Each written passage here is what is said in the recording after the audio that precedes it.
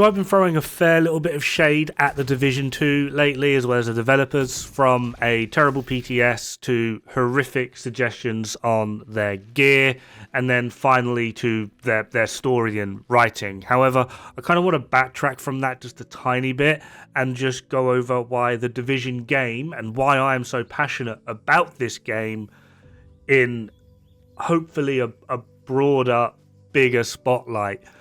And the reason for this is quite simply, despite the fact that I will be the first to mention the amount of flaws and problems with this game and development and the silliness when it comes to actually updating and giving new content, I'm also a huge fanboy. And the reason I'm a fanboy and the reason I can just simply not drop this game no matter how hard I try is because there is quite literally nothing else like it on the market. The closest we can actually get to another game of this type is the first Division game, and then after that we end up making huge compromises which takes us away from what this game actually gives.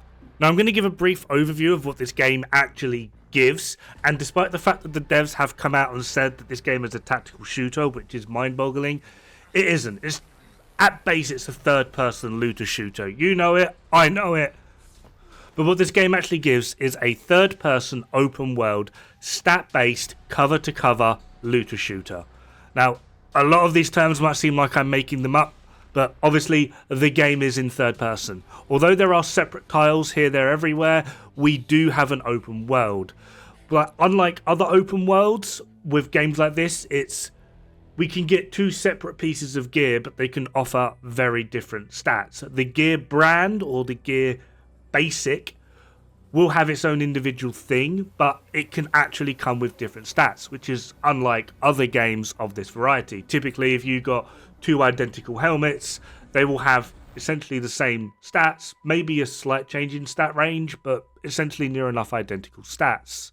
The overall game mechanic in which you engage within the combat is obviously cover to cover, and obviously the overarching type of this genre is the looter shooter. So that basically covers off everything within this game in some loose format. To put it simply, there are only two games on the market that offer all of these things within one scenario. Quite literally. Now, I'm aware some of you might go, oh, but Destiny, it's first person, it's not third person, but everything else is there. No, Destiny isn't actually open world. Destiny is tile based, which you can very easily see by when you go mission to mission, you have a load screen, big indicator, and the overall environment changes. With the Division 2, we can literally run from one end of the map to the other. Like I said, we do have individual tires, such as DARPA Labs, Pentagon, the Countdown, Summit, the raids at individual tiles, but the overall map for Washington, DC, it is one big open world. We can run from one end to the other and engage in a variety of different missions within that open world, whether we actually activate the mission or not. And by this I mean DCD headquarters is actually a very good one. Don't activate the mission, but you can directly run into DCD headquarters. There's nothing actually stopping you. It is very much an open world. The stat base isn't actually particularly something new. A lot of games do actually do this, but typically, like I said, you'll tend to have very, very similar stats within certain pieces. A very prominent one and a very good recent example is going to be Diablo 4. Just looking up a few bits of gear on the old Fextra Life wiki, you can see that the actual stats don't change, it's just the value, whereas in Division 2, the overall stats and the values change, so it's a lot more based on your stats. Theoretically, this gives you a larger variety within builds and compositions that you're able to use. The cover-to-cover system, this is actually a relatively new thing within gaming, and it is something that did actually come along with the introduction of tactical shooters, utilizing your environment to better your position and the overall performance and how you play. This is mostly seen in things like Rainbow Six Siege, or at least within the Ghost Recon series of games. And obviously, being a looter shooter, this is old. This is nothing new. But the overall dynamic of what Division 2 actually offers is genuinely very, very unique. There's nothing else out there on the market. In fact, the closest we can realistically get to it is genuinely going to be the game called Cyberpunk. It's first person, it's open world, it's a stat-based looter shooter. It doesn't have the cover-to-cover mechanic, although you can utilize the cover in the game, so that's like an optional thing, kind of, although the cover in Division 2 is optional, but it is actually there as an integral part, as a core mechanic within the game. So, like I keep saying, when it comes to the Division games, there's nothing even remotely realistically close other than the first game and then, obviously, the second. Now, I know many of you at this point are probably just thinking, well, that's why they get away with just posting absolute nonsense and giving very lackluster updates. And although I agree with you, I also do feel like there's more to it. I don't feel like it's so much of, because this is the only game or two games like this out on the market, that the developers are actively sat there going, like it or lump it. Like, we're not children, and they're not our mothers back when tea time was having, like, what's for dinner? You get what you're given kind of thing. I really do feel like it is more with other games, particularly like within like the first person or the RPG genres. We are able to try and test a variety of different things that other developers will then look at and go, that's a good idea, and then put that into their game. This is how things evolve, how things become better. The problem with the Division is this process can't really happen. They need to make all the good choices as well as all of the bad ones. And the problem is, although the developers themselves might all be lovely, amazing people, they're in the pockets of big corporates that require them to hit certain checkboxes, which often means when it comes to the consumer, the gamer, and the way we like things and how corporate can get their money, these two things don't really often align. Which is also one of the reasons why I have given Division a lot of space on how to operate, how to perform, and it's only really been recently where I've actually started to crack and outright call them out on their nonsense. And it's more of a, you have to let them fail a few times scenario before they can get it right. And for me, now they're on the tail end of a failing streak. So we, as the community, need to sort of be like, nope, come on, pick it back up. Let's actually get this going and moving forward. It's also one of the reasons why I am not a huge fan of Project Resolve.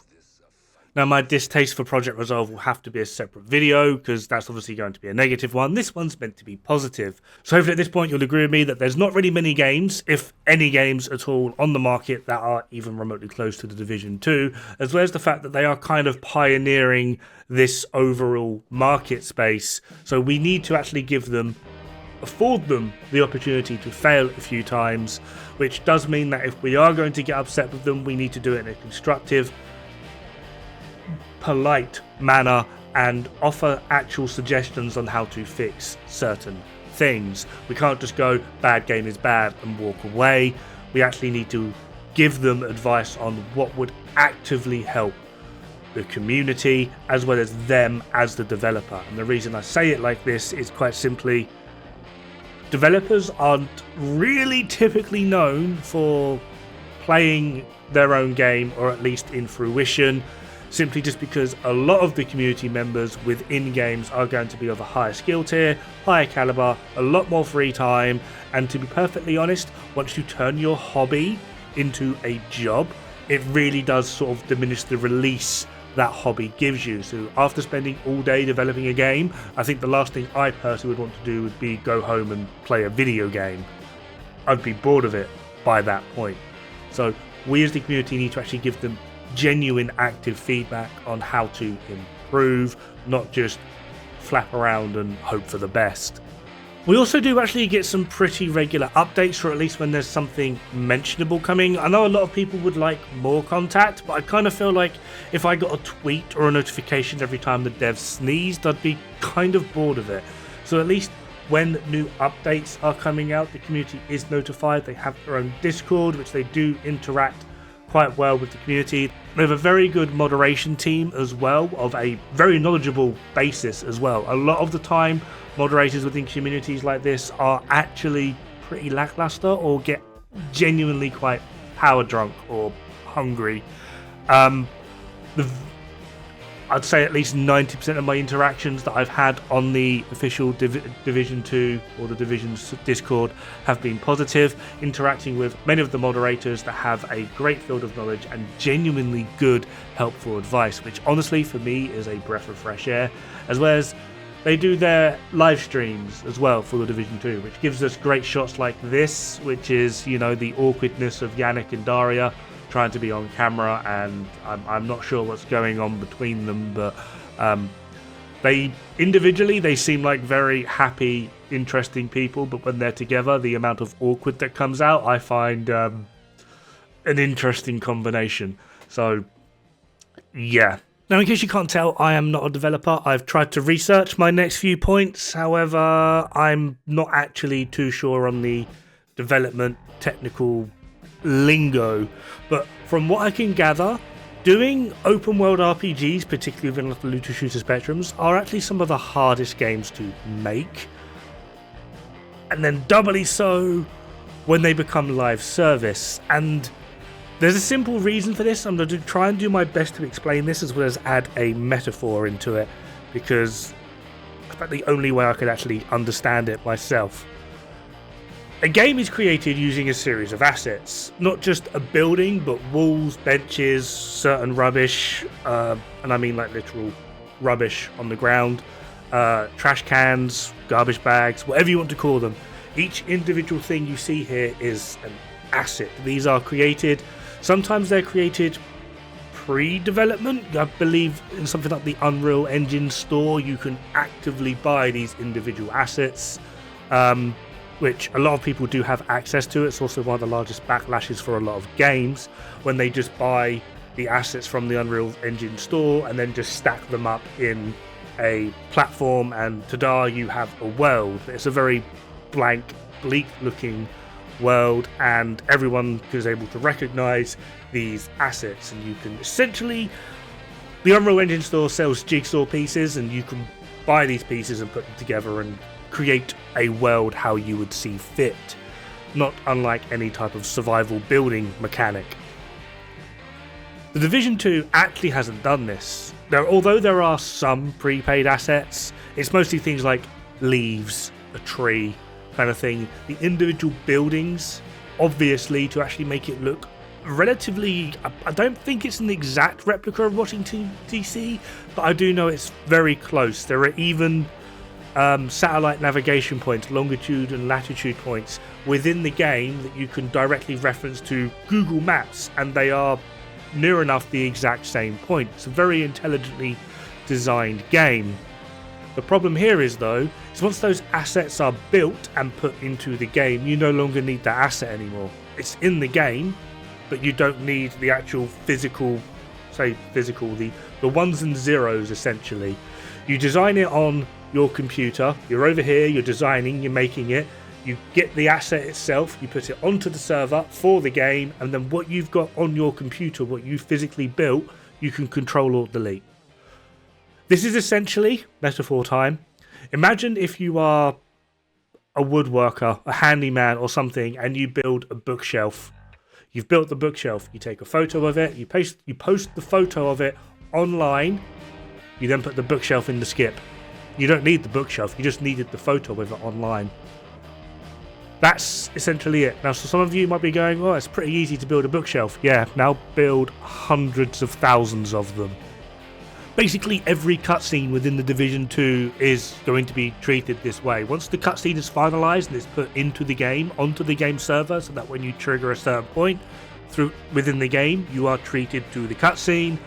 The hard information for the cutscene on whoever designed it, built it, animated, is deleted. It's gone. A lot of the assets for the world building, I'm not 100% sure. For me, it would make sense to keep hold of some of them, because if you do need to redesign a certain level due to a bug or something else interacting in a poor manner, it would be worthwhile keeping hold of some of those assets so that you could, in fact, like, correct the issue if an issue does arise. However, there's no real need to do this if you've actually paid attention to your world detail. So some other reasons why, for a lot of the, if you can cast our minds back to Project Resolve, there were a few issues with walls that we can just magically walk through. This simply because there's an asset missing. In able to fix this, they probably had to completely redesign the asset and then put it back in, or create another asset that blocks access to the previously missing asset. It becomes a bit of a problem this way. However, I would actually be erring on the side of they've deleted them, because a lot of these issues of like walls that we can just magically walk through and certain things appearing here, there, everywhere, could have been fixed very easily. Like, you wouldn't even need to close down the server. You'd literally just essentially copy paste the asset into the corresponding point. But this has never really happened within the Division game, which would lead me to believe that these assets have been deleted. This is a very, very wasteful process, but there's not really a better way to do it. This isn't me judging them on they've designed the game poorly or are bad devs. This is just simply one of the reasons why games of this style are not in abundance. It's simply because it is a very, very tedious, wasteful process that requires a lot of knowledge and skill to do, and then you delete it all, which is a huge problem. And that basically encompasses my overall stance really on Division and why I genuinely can't let it go. I'm aware they probably might not seem like some of the best reasons to you, or probably have no idea what I've said this entire time, but the genre specifics of this game is very, very, very unique. It's very interesting. It's seldom that we get a mesh up of this caliber. Well, we haven't. We've got two games that literally fit within this space, and it's The Division and The Division 2. Taking account from like open world, stat-based, looter shooter, the cover-to-cover action, and then it being third person. So it's a very, very interesting game, to be perfectly honest. And then the fact that this is also a live service game, and in the makeup of how this is made, being so wasteful, but by no fault of anyone, this is just how games like this are made. Welcome to losing the hard copy discs and everything now being online. It's a problem within the industry, not so much the Division itself. So hopefully this does sort of highlight a few of the areas of why I really like this game. It is very much when you actually consider everything that has gone into the Division 2 and the fact that it's still going now, this literally is the miracle game, which I find very interesting. At the same time, though, I do understand how people would feel like, because of where this is a very unique miracle game, as I've just called it, the devs, or they probably feel that the devs can just post out anything and we have to take it. We actually don't. We really don't. But the thing is, if we don't take it, then where do we go? Well, hopefully the Division 3 will be the answer to that, or potentially even Heartland, though I'm not hearing anything about that. But still, hopefully we can cross those bridges when we come to it. I am skeptical about the Division 3, though that will have to be another video. However, in the meantime, have fun. Good luck. Don't die. It's bad for the health.